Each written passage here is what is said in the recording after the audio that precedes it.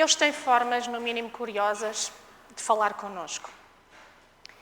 E foi graças à Escola Cristã de Férias, que decorreu nas últimas 2 semanas, nesta igreja, que Deus falou comigo, assim creio, acerca do tema que deveria apresentar hoje à Igreja de Aveiro e também àqueles que em direto ou mais tarde nos acompanharão na exposição e na reflexão desta mensagem e na abertura da Palavra de Deus. Quando eu penso em Escola Cristã de Férias, eu penso sempre numa Escola Cristã de Férias em que participei há muitos anos atrás, na Igreja de Coimbra, e dessa Escola Cristã de Férias não me lembro de absolutamente mais nada a não ser de uma música que foi cantada na altura e que foi a música do tema que foi trabalhado nessa Escola Cristã de Férias. Procurei na internet, porque até hoje, passados uns 40 anos talvez, eu só consigo lembrar-me do refrão dessa música, mas nunca mais esqueci esta música, apesar de nunca mais a ter ouvido. E foi esta música que constantemente vinha à minha mente e aos meus ouvidos. E a música diz qualquer coisa. Eu peço desculpa porque, de facto, hoje a minha voz, as minhas cordas vocais não estão nas melhores condições, mas o refrão da música diz assim: tira, tira, tira as sandálias dos teus pés, o lugar que pisas santo é. Tira, tira, tira as sandálias dos teus pés, o lugar que pisas santo é. Alguém conhece esta música? Ok. Os mais velhinhos, não é? Pois bem, hoje vou falar exatamente, e é o título da mensagem que eu escolhi para hoje, é exatamente este: tira as sandálias dos teus pés. Na gramática portuguesa, nós temos alguns recursos que nos permitem, quando nós queremos dar importância a alguma coisa, quando nós achamos que algo deve ser destacado, nós na gramática portuguesa temos um recurso que são os graus dos adjetivos. Então, nós temos o grau superlativo, absoluto e sintético, e que nos fazem, às vezes, ter expressões como estas. Quando eu quero dizer que esta planta é muito bonita, não é? Eu já utilizei-o muito. Ou eu digo que ela é a mais bonita de todas, ou que ela é lindíssima. E na Sagrada Escritura, quando Deus quer que nós, de facto, demos importância a algo que é de veras importante, a Bíblia também está cheia destas repetições. E nós temos várias coisas na Bíblia que estão repetidas. Mensagens de promessas, às vezes são instruções ou ordens que o Senhor nos dá claramente e que são a expressão da sua vontade para nós. Às vezes desejos, às vezes podem ser até profecias. Na Bíblia existe esta repetição também. Ou seja, existe também esta forma de nós, às vezes, conseguirmos dar ênfase e dar importância através ou também dos graus dos adjetivos ou através da repetição quando repetimos palavras por alguma razão. Se eu, por exemplo, no meu dia comum, se eu disser a alguém me fizer uma pergunta e eu disser não, não e não, eu estou a repetir, não é? Então eu estou a dizer claramente que aquilo que eu estou a dizer é para ser aceito como uma grande verdade. E na Bíblia, para além, então, também destes graus dos adjetivos e para além da repetição, nós temos algumas instruções, algumas promessas e algumas ideias que eu gostaria que nós analisássemos, porque se elas estão na Bíblia, são para nosso pensamento, são para a nossa reflexão e, sobretudo, são uma estratégia para a nossa aprendizagem. A Bíblia é dos livros, é o livro dos livros e onde nós podemos aprender mais coisas. E se há repetições e se há coisas que são enfatizadas de forma muito específica, então é porque Deus quer que nós as tomemos como coisa séria e é porque Deus quer que nós as memorizemos na nossa mente. Quando a Bíblia fala acerca da santidade de Deus, que tem a ver com a sua natureza e com a sua essência, nós podemos ler na Bíblia exatamente esta ideia que eu estou aqui a falar da repetição. E na Bíblia nós encontramos uma expressão acerca da santidade de Deus que diz que Ele é santo, santo, santo. Na Bíblia não está escrito que Deus é amor, amor, amor, nem está lá escrito que Deus é misericórdia, misericórdia, misericórdia, ou que Deus é bondade, bondade, bondade. Apesar de nós sabermos que Deus é isto tudo. Mas na Bíblia está escrito mais do que uma vez que Deus é santo, santo, santo. E eu gostaria que vocês abrissem a Bíblia. Eu hoje vou, irmãos, ser muito direta e pragmática naquilo que vou dizer.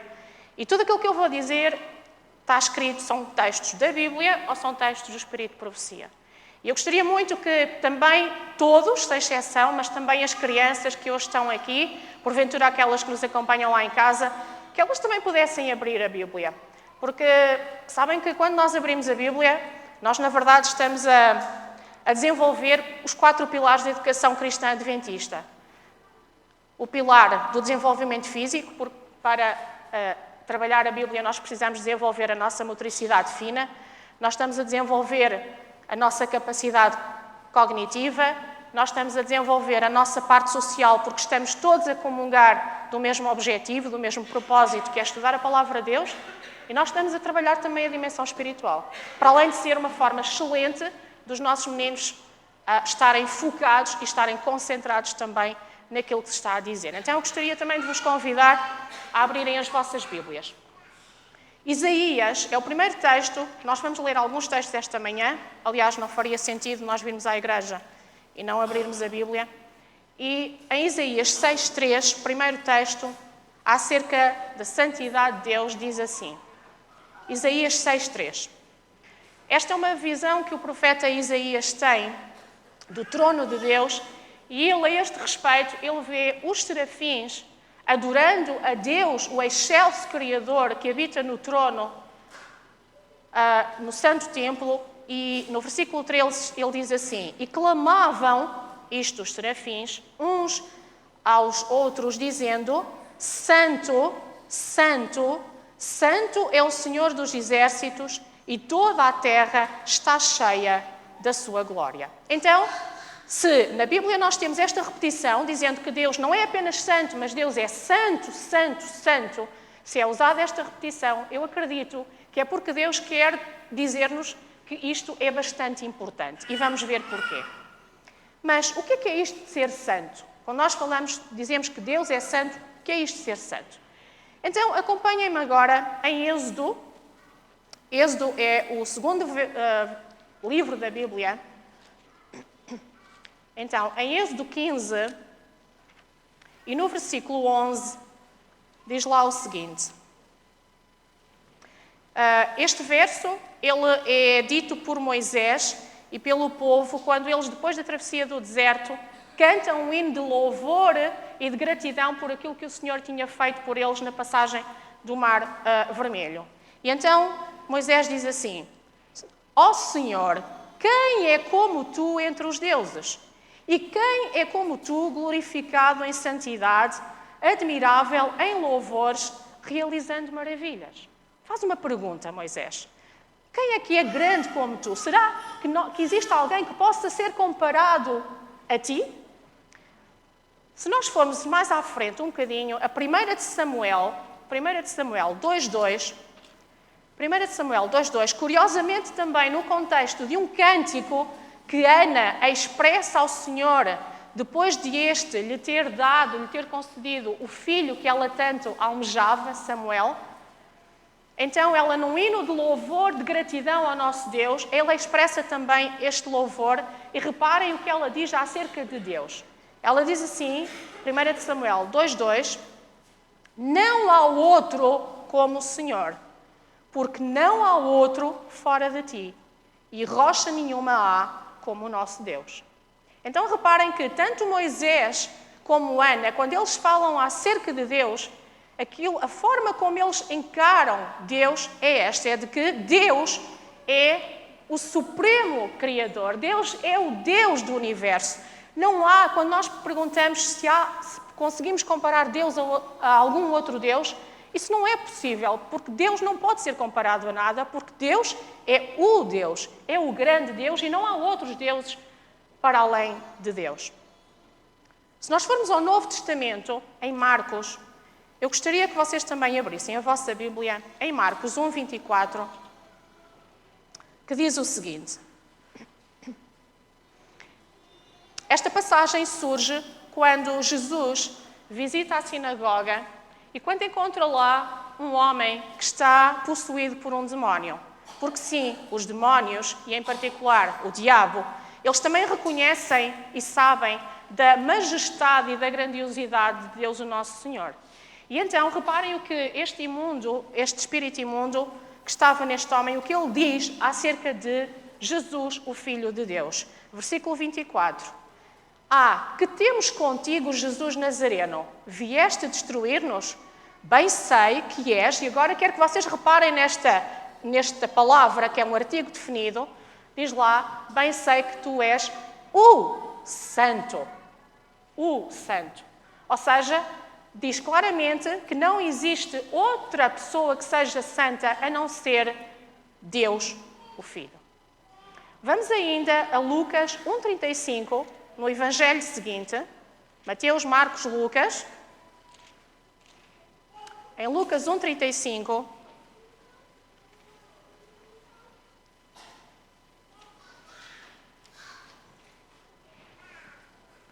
quando o anjo aparece a Maria e lhe diz que ela vai ter um filho, diz assim, respondendo o anjo disse-lhe, descerá sobre ti o Espírito, que é o quê? Santo. Deus é santo, a divindade é santa. Okay? Então diz assim, o Espírito que também é santo e o poder do Altíssimo te cobrirá com a tua sombra. Por isso também, novamente a mesma expressão, o Santo que de ti há de nascer será chamado Filho de Deus. E ainda quero ir com vocês ao último livro da Bíblia, que é Apocalipse. No capítulo 4, o capítulo 4 do Apocalipse é bastante interessante porque fala acerca do trono de Deus, e o trono é exatamente um símbolo da soberania, não é? Do reino de Deus. Reino esse, soberania essa e poder esse que o diabo, ao longo destes séculos todos, tem tentado conquistar e usurpar. E diz lá que, versículo 8, e gostaria de enfatizar a última parte do versículo que diz, os 4 animais tinham cada um por si 6 asas, ao redor e por dentro estavam cheios de olhos. E agora reparem, não descansam nem de dia nem de noite, dizendo, Santo, Santo, Santo é o Senhor Deus, o Todo-Poderoso, que era, que é e que há de vir. E por último, Apocalipse 15. Apocalipse 15. Eu quero que seja a Bíblia a falar, irmãos, não quero que seja eu. Está lá na Bíblia. Apocalipse 15 e o versículo 4 diz assim, quem te não temerá ao Senhor e não magnificará o teu nome, porque só tu és santo. Por isso, todas as nações virão e adorarão diante de ti, porque os teus juízos são manifestos. Então, qual é a conclusão que nós podemos retirar de todos estes versículos que nós acabámos de ler? Há aqui um elemento que é comum e que é transversal a estes versículos. É que a santidade de Deus, a santidade da divindade, ela está relacionada com a sua absoluta grandeza, com a sua superioridade e que faz com que Deus seja completamente distinto de tudo o resto. Deus está acima de todas as coisas. Deus é amor, Deus expressa-se através da natureza, Deus revela-se na natureza, mas Deus não é a natureza. Deus está acima de toda e qualquer criatura. E isto é importante, porque às vezes existem algumas filosofias que nos podem desviar um bocadinho o sentido daquilo que é o correto. Deus não é uma força do universo. Deus é o Criador do universo. Então, a santidade de Deus, nós podemos dizer que ela não é um atributo, ela não é uma característica da divindade, mas, na verdade, a santidade de Deus tem a ver com a sua essência e com a sua natureza. E, quando nós falamos em santidade, nós temos que incluir aqui alguns aspectos que são importantes para o decorrer da mensagem que eu quero transmitir-vos esta manhã. A santidade, dizermos que Deus é santo, significa dizermos que Deus é perfeito. Significa dizer que Deus é puro. Significa dizer que Deus odeia o pecado. E significa dizer que, apesar de Deus ser o Rei na sua plena majestade, mas que Deus, odiando o pecado, Deus também pede às suas criaturas que não sejam pecadoras e que sejam também puras. Dizer que Deus é santo é dizer que Deus é exclusivo. E é por isso que o primeiro mandamento, lá em Êxodo, nos diz que nós não teremos, é uma instrução que nos é dada, não teremos outros deuses, porque não há outro Deus. Deus é o Deus supremo do universo, Ele é único e exclusivo no universo. Não há outro como Ele. Deus é tão único e tão exclusivo que Deus nem sequer, na sua essência e na sua natureza, nós podemos considerar que haja um rival, porque isso é estar a diminuir a natureza de Deus, porque Ele é absolutamente transcendente. Gostava que nós fôssemos ainda a Salmos, no capítulo 86. Salmos 86. E diz lá, nos versículos 8 a 10, esta ideia que eu quero consolidar e enfatizar esta manhã. Diz assim: entre os deuses não há semelhante a ti. Claro que não pode haver. Não há rival, não há termo de comparação, porque Deus é único. Nem há obras como as tuas. Todas as nações que fizeste virão e se prostrarão perante a tua face, Senhor, e glorificarão o teu nome, porque tu és grande, fazes maravilhas e só tu és Deus. Amém? Só tu és Deus. Vamos ainda a Salmos 99, capítulo um pouquinho mais à frente.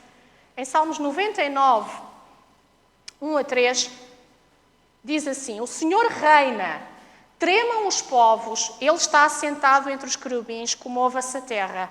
O Senhor é grande em Sião e mais alto do que todos os povos. Louvem o teu nome, grande, tremendo, pois é santo. Este assunto da santidade, da grandeza e da majestade, da glória de Deus, ele é tão sério, ou ele devia ser tão sério para nós, como cristãos, que a Sra. White, e eu peço que seja projetado o primeiro texto, tem uma expressão. Aliás, este tema é tão grande que quero-vos dizer desde já que esta é apenas a primeira mensagem de uma série de mensagens que eu quero apresentar à Igreja, porque acho que é de veras importante. Mas a Sra. White, no primeiro texto, Patriarcas e Profetas, página 252, ela diz o seguinte: a humildade e a reverência devem caracterizar o comportamento de todos os que vão à presença de Deus. Eu acredito que nós hoje viemos à sua presença. E em nome de Jesus podemos ir perante Ele com confiança, porém, nós não devemos aproximar-nos dEle com uma ousadia presunçosa, como se Ele estivesse no mesmo nível que nós estamos. Aos que se dirigem ao grande, ao Todo-Poderoso, ao Santo Deus que habita na luz inacessível, como se se dirigissem a um igual ou mesmo inferior. Então, Deus é nosso amigo, Deus é amor, Deus é bondade, Deus é misericórdia, mas Deus não é o amigo porreiraço, desculpem a expressão, lá do bairro, com quem eu falo tu cá, tu lá. Deus é Deus. E Ele merece todo o respeito e toda a nossa adoração. Portanto, significa que nós devemos pensar na forma como nós falamos e como nós nos dirigimos ao Senhor do Universo. Ele não é igual a mim, Ele está acima de mim porque Ele é exclusivo.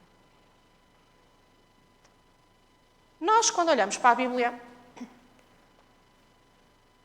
nós vemos algumas situações em que a santidade de Deus ela é levada muito a sério. Se nós formos a Êxodo, no capítulo 3, nós vemos lá um episódio onde Moisés é protagonista. Ou se calhar não. Deus é que é o protagonista. E depois de ter passado muitos anos no deserto a apacentar as ovelhas do seu sogro, Moisés chega ao Monte Horebe e ele tem lá uma aparição interessante, porque ele vê uma sarça, um arbusto, que constantemente estava a arder, mas que não se consumia. E ele, procurando olhar para aquela sarça, ele recebe uma instrução muito clara e muito precisa, sem rodeios, daquilo que ele deve fazer. E a instrução que lá está é aquela que está no versículo 5 e que é o versículo base daquela música que eu vos cantei há pouquinho. E ele diz assim, ou Deus diz assim: não te chegues para cá, tira os sapatos dos teus pés, porque o lugar em que tu estás é terra santa. Reparem que, para um primeiro encontro, porque este foi o grande primeiro encontro que Deus teve com Moisés, e reparem que é a partir daqui que é dada a Moisés uma missão especial em poder levar o povo de Israel à terra prometida, mas Deus não está lá com paninhos quentes, desculpem a expressão, Deus não está lá com palmadinhas nas costas a falar para Moisés, mas Deus, de forma muito clara e muito inequívoca, Deus vira-se para ele e diz assim: Moisés, tira os sapatos dos teus pés, porque o chão, o solo que tu estás a pisar, ele é santo, porque eu estou aqui, porque tu estás diante da minha presença. Deus poderia ter começado esta conversa dizendo até, conforme nós vemos muitas vezes, onde Deus se apresenta dizendo que eu sou o Deus de Abraão, de Isaac e de Jacó, mas reparem que essa apresentação, ela vem a seguir a este mandamento, a esta ordem que Deus dá a Moisés.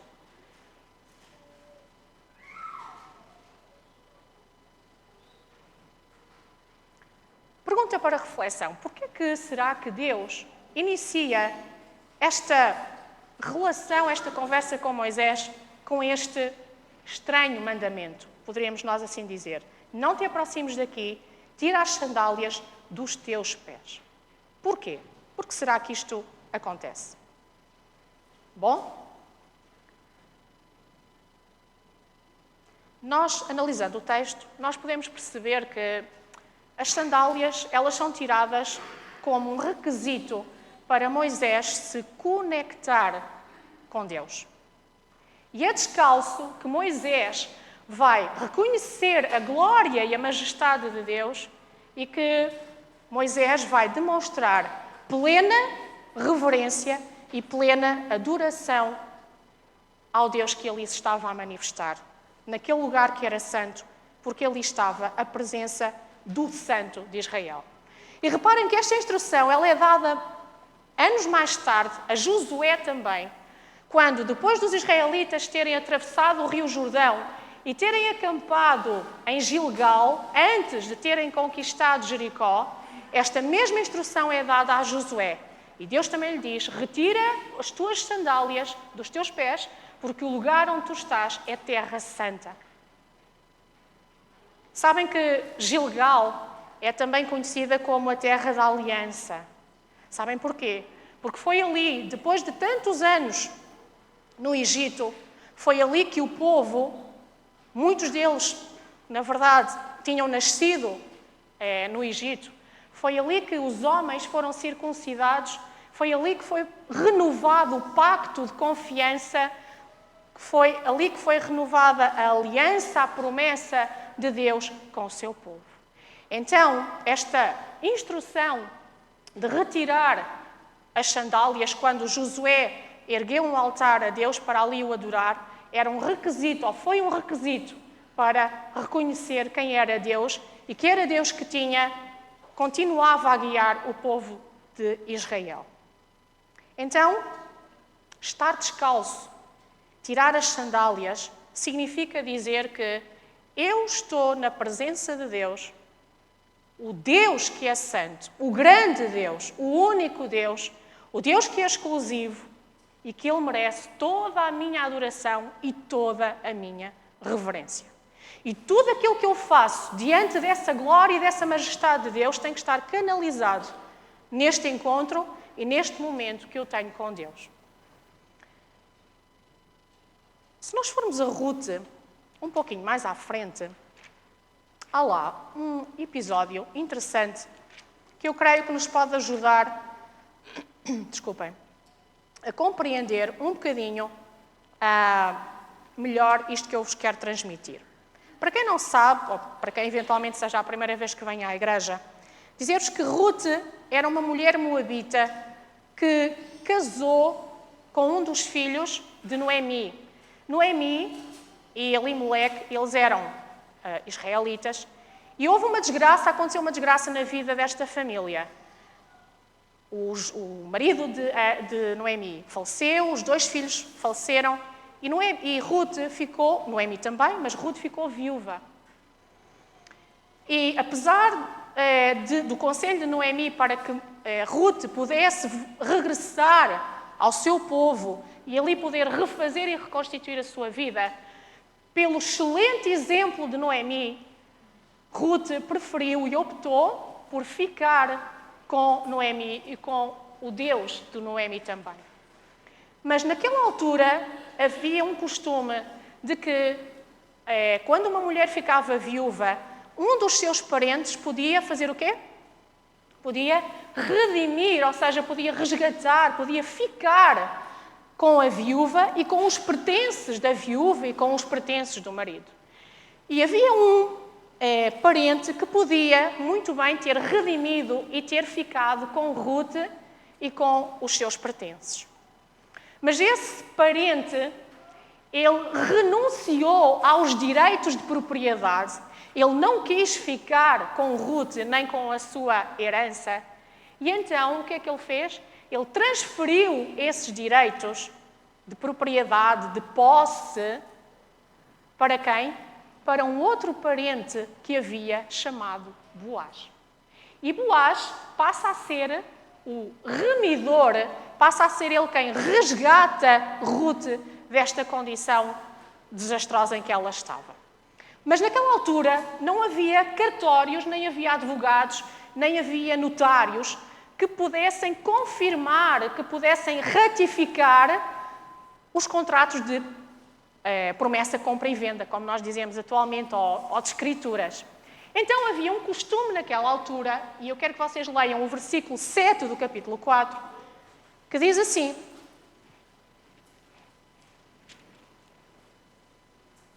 Ruth 4, versículo 7.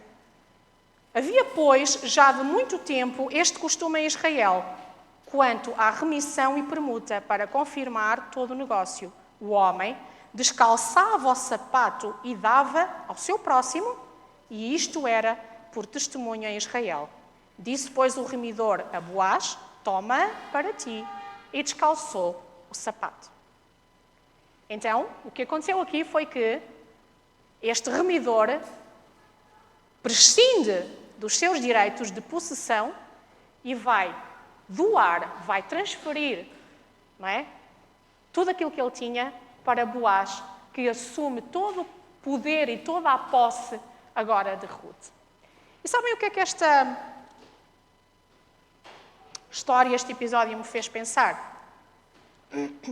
Que, efetivamente, a posse dos sapatos ou das sandálias tem a ver com posse de direitos sobre algo ou sobre alguém. E eu acho que foi exatamente isto que Deus quis mostrar a Moisés quando lhe pede os sapatos, quando lhe diz para ele retirar os sapatos e retirar as sandálias. Sabem porquê? Porque as sandálias eram um impedimento físico que impedia Moisés de se conectar com Deus. E Deus o que lhe está a dizer é isto: eu preciso que tu tires tudo aquilo que tu tens, eu preciso que tu te aniquiles a ti próprio e que transfiras para mim tudo aquilo que tu és. Porque eu quero, de pleno direito, ser o teu dono, eu quero ser o teu Deus, eu quero ser o teu Criador. Mas para isso, tu tens que retirar, tu tens que te despir, tu tens que te descalçar de tudo aquilo que ainda te impede de vir até mim e de te conectares e de te ligares a mim. E isto faz-nos pensar que realmente Moisés, para assumir a missão que ele assumiu, ele teve que renunciar à vida dele, que ele tinha a vida comum, à vida de pastor, mas ele tinha que se dirigir agora em total dependência de Deus, porque agora Deus tinha plenos direitos sobre ele. Porque agora Deus era o seu legítimo dono. Então a retirada das sandálias de Moisés representam a obrigação de remover tudo aquilo que nos pode servir ainda de impedimento para nos chegarmos à presença de Deus. Retirar as sandálias significa que nós temos que nos colocar à disposição de Deus, temos que nos tornar vulneráveis, dispostos a ser transformados por Deus e a assumir e a sermos conscientes de que nós não valemos absolutamente nada, de que nós somos pequeninos diante da grandeza e da majestade do Santo dos Santos, que é o nosso Deus. Foi por isto também, irmãos, que mais tarde os sacerdotes no templo, eles oficiavam os serviços do tabernáculo descalços. Porquê? A senhora White diz que o pó que poderia haver poderia ser uma barreira, um impedimento para que eles pudessem oficiar os serviços na casa de Deus, onde a majestade e a glória de Deus se expressava. Os sacerdotes iriam descalços a desempenhar as suas funções, simbolizando o seu desejo pelo contacto profundo com a santidade da presença de Deus.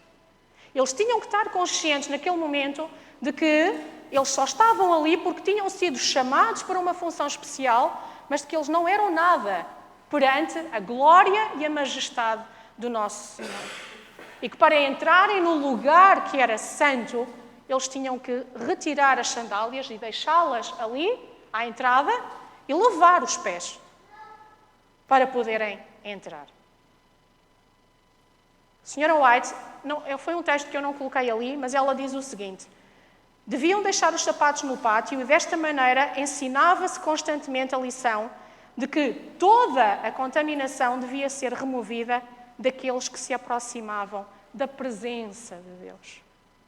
A primeira pergunta que eu quero para vocês esta manhã é: quais são as partículas de pó que eu ainda tenho e que eu trago ao sábado de manhã e que me impedem de estar na presença de Deus e poder estar disponível para adorar a sua glória e a sua majestade? O que é que isto tem a ver comigo? Será que eu hoje tenho que retirar quando eu entro da porta para dentro, quando eu venho à presença de Deus? Será que eu tenho que descalçar-me? Tenho que me descalçar? Claro que não. Literalmente não. Mas espiritualmente sim. Tenho que me descalçar e tenho que lavar os meus pés. E tenho que deixar lá fora as impurezas, as partículas de pó que constituem uma barreira entre mim e a adoração que eu quero prestar ao meu Deus. Porque senão a minha adoração é falsa. O local onde eu estou agora, onde nós estamos agora, é um local santo. Não é um local qualquer. Não é a minha casa, não é o local de trabalho, não é um lugar onde eu me reúno, onde eu falo com os meus amigos, tu cá, tu lá. É o lugar onde eu me venho encontrar com Deus, o Rei soberano do universo, que é santo, que é puro, que é limpo e que exige pureza às suas criaturas. Deus teve uma missão para Moisés e Deus também tem uma missão para nós hoje. A questão é saber se eu aceito essa missão e se eu prescindo de tudo aquilo que ainda está nos meus sapatos e nas minhas sandálias e se eu estou disposto a retirar estas sandálias e a transferir tudo aquilo que eu tenho e a dizer assim: Senhor, tu agora és o meu dono, tu agora és o meu remidor e eu confio em ti. Sabem que o Monte Horebe, onde Moisés teve esta aparição e esta instrução, Horebe significa lugar seco porque era um deserto, não havia nada. Mas Horebe é também conhecido como o Monte de Deus. E faz sentido que assim seja. Porquê?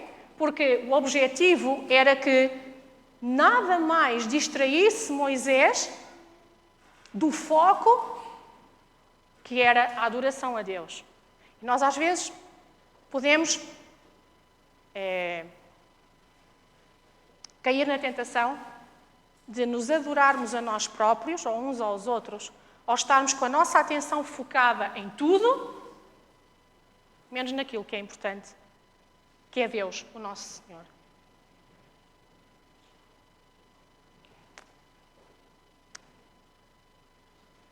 Realmente, a questão da santidade, da adoração e da reverência devia ser o único pensamento que eu trago quando eu entro na igreja, quando eu entro na casa de Deus. E eu gostaria de que novamente fosse colocado um segundo texto. Ele foi propositadamente, há bocadinho, eu não o li todo. Vamos ler novamente o que eu li há pouco e está lá uma frase que a senhora White fala e que eu gostaria de ler com vocês. Diz assim: a humildade e a reverência devem caracterizar o comportamento de todos os que vão à presença de Deus. Em nome de Jesus, nós podemos ir perante Ele com confiança, porém, não devemos aproximar-nos dele com uma ousadia presunçosa. Nós não somos... Deus está acima de nós. Deus não é igual a nós. Como se Ele estivesse no mesmo nível que nós outros. Aos que se dirigem ao grande, todo-poderoso e santo Deus que habita na luz inacessível, como se se dirigissem a um igual ou mesmo inferior. E agora a frase que eu não pus propositadamente há bocadinho e coloquei agora. Há os que se portam em sua casa, não é na nossa, conforme não imaginariam fazer na sala de audiência de um governador terrestre. Então, se eu não estou perante um governador terrestre, se eu não estou perante o primeiro-ministro, o presidente da República, ou outra pessoa que pode ser muito importante, mas se eu estou na presença de Deus, que é o meu Criador, que é o Santo dos Santos, Deus é santo, santo, santo,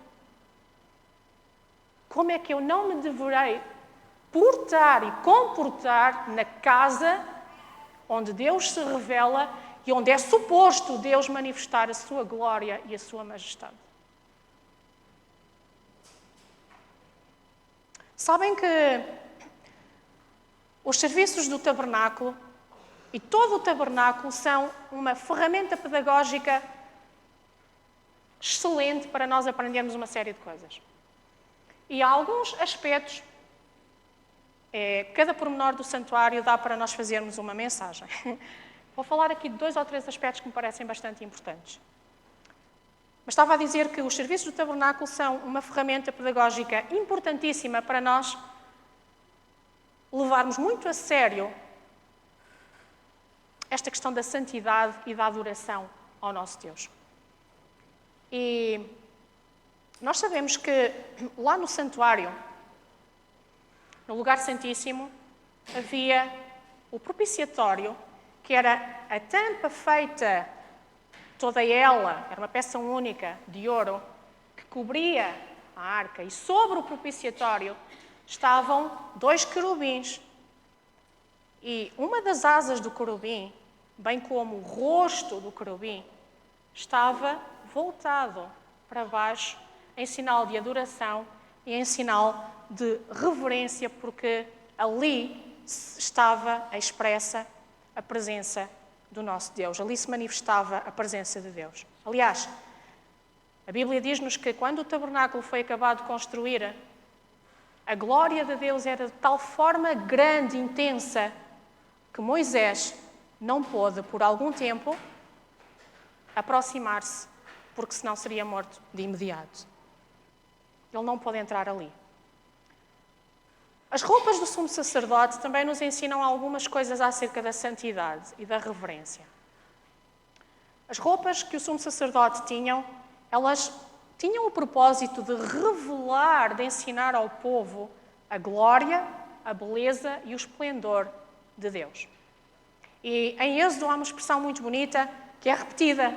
Lá está, é repetida. Se é repetida, significa que nos quer ensinar alguma coisa. E diz lá que, descrevendo a constituição das roupas do sumo sacerdote, diz lá que algumas das, como vou dizer, alguns dos adereços das roupas que eram para memória diante do Senhor. Ou seja, Deus não queria que o povo se esquecesse, com aquelas roupas, com aqueles símbolos, que eles estavam na presença, não de um ser qualquer, mas que estavam na presença de Deus, o Criador do Universo. E o sumo sacerdote foi-lhe dada a instrução por Deus para que ele, na mitra que ele usava na cabeça, ele deveria ter uma laminazinha de ouro, e na lâmina de ouro devia estar escrito ou impresso como um selo, é a expressão que a Bíblia diz, santidade ao Senhor.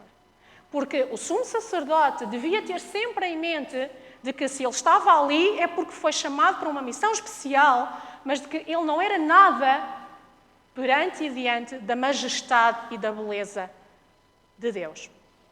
E por isso a sua arrogância devia ser despida, devia ser deixada cá fora, e ele deveria pedir perdão a Deus e pedir-lhe misericórdia. Quase a terminar. Salomão, depois de ter construído o templo, ele, quando começou a governar, ele tinha bem consciência desta santidade e desta reverência que era devida na casa de Deus. E ele dizia, eu sou ainda um menino pequeno, e esta expressão, este sentimento, esta consciência de que ele não era nada nem ninguém perante a majestade, o poder, a grandeza de Deus, foi isso que o levou a constantemente reverenciar o nome de Deus e reverenciar profundamente tudo aquilo que tem a ver com Deus. Porque não é apenas este espaço. Tudo aquilo que tem a ver com Deus é sagrado. E nós devemos ter especial atenção com as coisas de Deus. Gostaria que, e agora nesta fase final, eu vou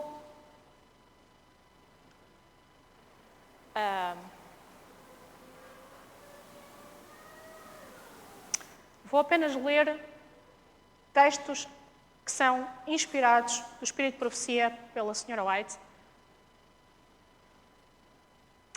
Porque sim, a Igreja Adventista do Sétimo Dia, numa das suas crenças, reconhece que o dom de profecia foi dado, em particular à Igreja Remanescente, e que Ellen White foi a mensageira do Senhor, e ela traz-nos mensagens poderosíssimas. Eu gostava que nós lêssemos com atenção alguns textos que estão aqui. Diz assim: os seguidores de Cristo hoje devem guardar-se da tendência de perder o espírito de reverência e piedoso temor. Ou seja, devemos continuar a ser como Salomão. Pequeninos. Somos pequeninos. A verdadeira reverência a Deus é inspirada pelo sentimento da sua infinita grandeza e a noção da sua presença. Pergunta: será que nós temos noção de que Deus está aqui? Quando eu venho ao sábado de manhã à igreja, ou a qualquer outra atividade, quem é que eu acho que está aqui na igreja?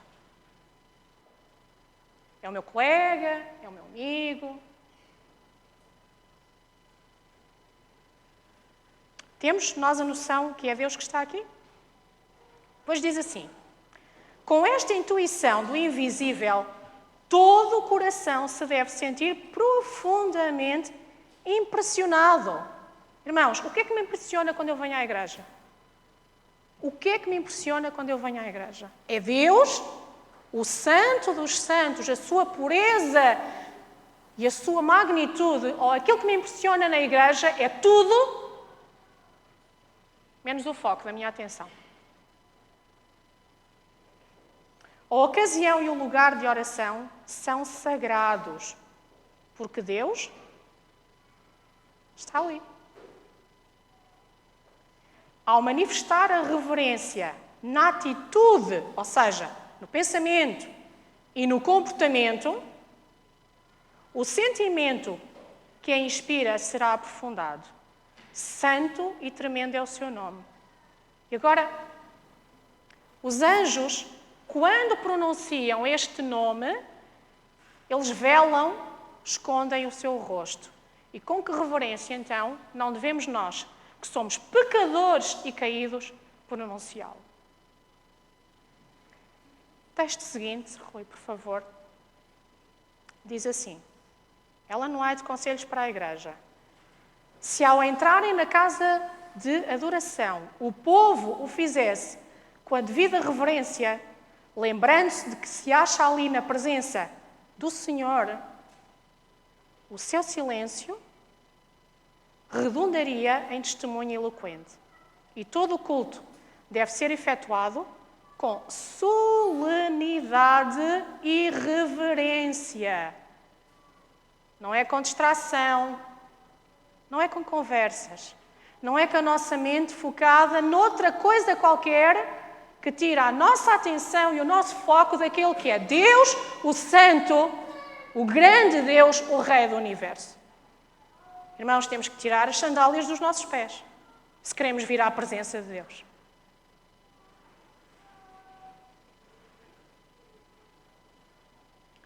Texto seguinte, por favor, diz assim: quando a palavra é exposta, vocês devem lembrar-se de que é a voz de Deus que lhes está falando por meio do seu servo. Escutem com atenção.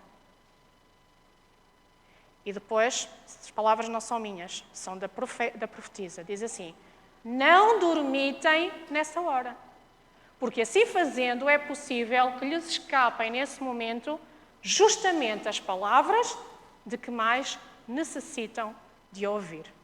E eu escuso-me a qualquer comentário. Último texto. Para os pais, para os avós.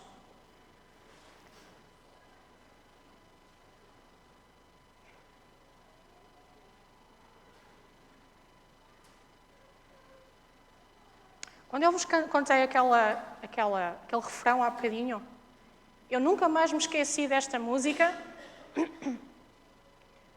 e foi das músicas que até hoje mais ficou gravada, lá está, pela repetição, mas que me ajudaram a perceber que as coisas de Deus são tamanhamente sérias demais, solenes demais, para nós brincarmos com elas e para nós não assumirmos a responsabilidade de, com os nossos filhos, fazê-los perceber e entender que as coisas de Deus também são santas, porque Deus é santo, não são para brincar.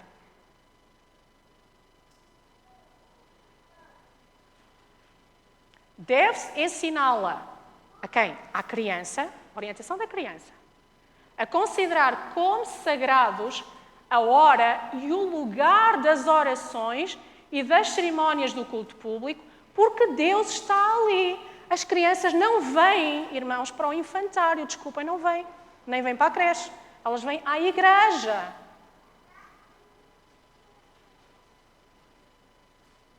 Elas não vêm brincar. Porque com Deus não se brinca. Com Deus, adoramos. Pais, ensinai-os a ter o maior respeito pela casa de Deus e a compreender que quando entram ali, devem fazê-lo com o coração comovido.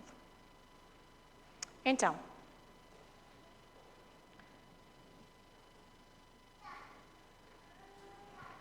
quais são os meus sapatos? Os meus, em primeiro lugar. Quais são... O que é que eu trago nas sandálias? O que é que me impede, quando eu entro daquela porta para dentro, de estar atenta e de estar a reverenciar o nome daquele que é santo? Qual é o foco da minha atenção?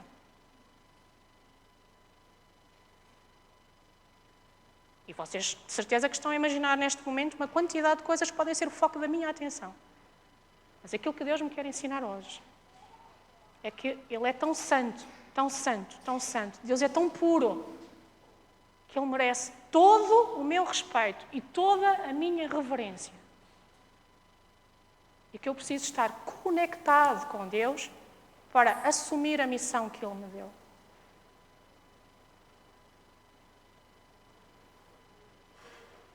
Tenho muito a agradecer a Deus hoje, porque estive a falar.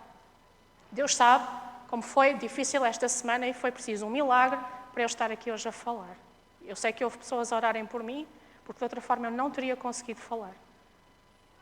Não tossi uma única vez. Mas eu quero que vocês saiam hoje daqui e gostaria muito que hoje, ao sairmos daqui, que houvesse silêncio e que fôssemos daqui hoje para as nossas casas, onde também nós podemos adorar a Deus, mas conscientes de que estivemos na presença do Deus Todo-Poderoso, do Rei do Universo, daquele que não é igual a mim, nunca poderia ser, porque não há outro Deus como Deus. E que todos juntos possamos, de forma reverente, assumir esta necessidade que temos de adorar o nosso Deus, porque esse é o nosso desejo, essa é a nossa vontade, eu sei que é, de o podermos adorar todos juntos na pátria celestial, onde aí vamos estar com os anjos, com os querubins, vamos estar com os profetas, vamos estar com os heróis da fé e onde aí vamos estar diante, já não de uma forma mediada, mas diante da presença, da glória daquele que nos criou e que, apesar de ser o Rei do Universo, também nos resgatou e nos remiu para a eternidade. Que assim seja. Amém.